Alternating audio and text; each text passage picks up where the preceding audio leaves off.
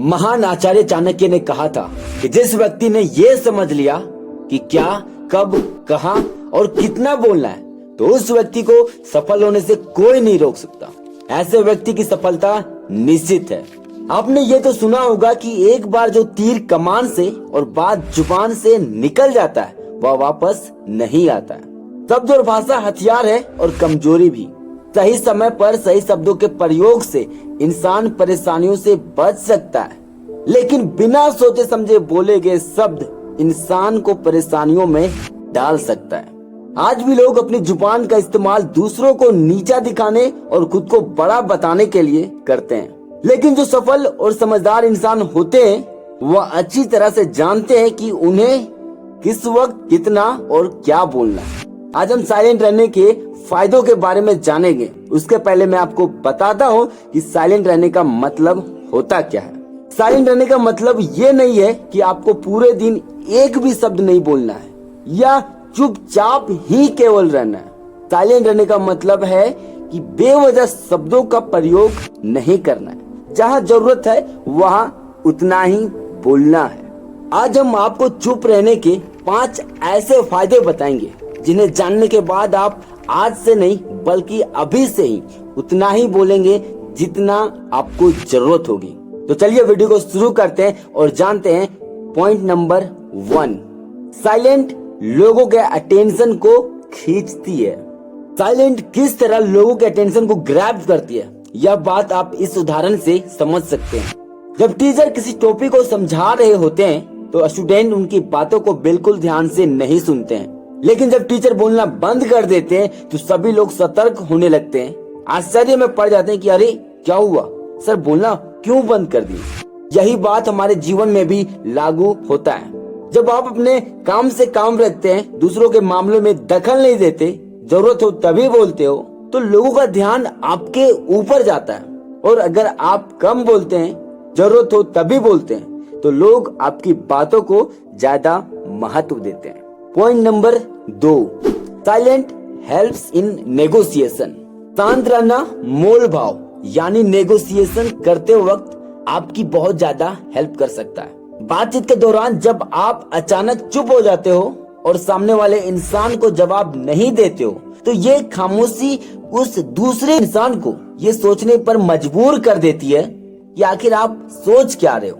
तो फिर आप इसी सोच का आपको फायदा उठाना है। सामने वाले इंसान को ये सोचने दें कि आप क्या सोच रहे हैं। मान लो आप कोई डील फाइनल कर रहे हो, तो सामने वाले पार्टी को जल्दी से यस या फिर नो कहकर जवाब मत दो। कुछ सेकंड का pause low.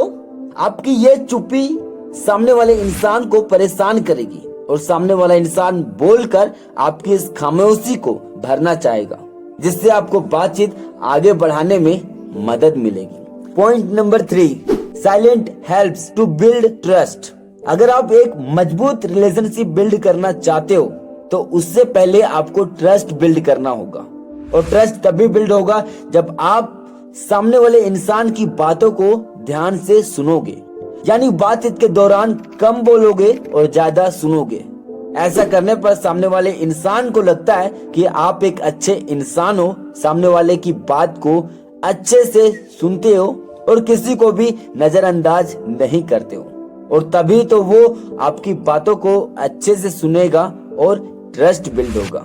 Point number 4, silent is soft power. Silent एक पावर है जिसकी मदद से आप सामने वाले को बिना लड़े हरा सकते हैं। इसका सबसे बेहतरीन उदाहरण है महात्मा गांधी जी, जो कि सत्य और अहिंसा के मार्ग पर चले थे और बिना लड़े अंग्रेजों को धूल चटाई थी। महात्मा गांधी जी जानते थे कि अगर हमने अंग्रेजों से लड़ाई की तो हम उनसे कभी नहीं जीत पाएंगे। उन्होंने सॉफ्ट पावर का इस्तेमाल किया और अंग्रेजों को हराया। कई बार लड़ने झगड़ने से नहीं बल्कि शांत रहने से ही प्रॉब्लम सॉल्व हो जाती है। Point number 5, you will know yourself much better. एक बार एक व्यक्ति गौतम बुद्ध के पास गया और उनसे कहा कि मेरे पास लाइफ से जुड़े बहुत सारे सवाल हैं जिनका मैं उत्तर जानना चाहता हूँ, क्या आप मेरे सवालों का जवाब देंगे? तो गौतम बुद्ध बोले कि मैं तुम्हारे सारे सवालों का जवाब दूंगा और तब तक दूंगा जब तक कि तुम सेटिस्फाइड ना हो जाओ। लेकिन मेरी एक शर्त है कि तुम्हें 2 साल तक इस पेड़ के नीचे चुपचाप बैठे रहना होगा। अगर एक बार भी बोलोगे तो मैं तुम्हारे सवालों का जवाब नहीं दूंगा। फिर यह इंसान थोड़ा सोच में पड़ गया, फिर इस शर्त को मान लिया। 2 साल कब पूरे हो गए इस इंसान को पता भी नहीं चला। फिर गौतम बुद्ध इनके पास गए और बोले, तुम्हारे 2 साल पूरे हो गए, अब तुम्हारे जो भी सवाल है पूछ सकते हो, मैं तुम्हारे सारे सवालों का जवाब देने के लिए तैयार हूँ। इस पर व्यक्ति ने कहा, मेरे मन में अब कोई सवाल नहीं है। 2 साल तक शांत रखकर मुझे मेरे सारे सवालों का जवाब मिल गया। दोस्तों, ये थी चुप रहने के 5 बेनिफिट। अगर वीडियो अच्छी लगी तो वीडियो को लाइक करके चैनल को सब्सक्राइब कर लें। मिलते हैं अगली वीडियो में, तब तक के लिए सीखते रहिए और बढ़ते रहिए। Thank you very much.